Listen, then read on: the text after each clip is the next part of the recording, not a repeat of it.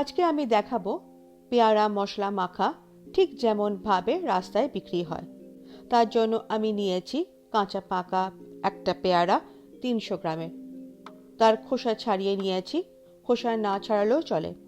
তারপর আমি পেয়ারাটাকে 8 পিস ভাগ করেছি, কিন্তু পেয়ারার শেষ অবধি কাটিনি, নিচটা লেগে থাকবে আর ফুলের মতন খুলবে। তারপর মশলার জন্য একটা পাত্রে নিয়েছি কাশ্মীরি লাল লঙ্কার গুঁড়ো 1 টিস্পুন আর নুন 1/2 টিস্পুন।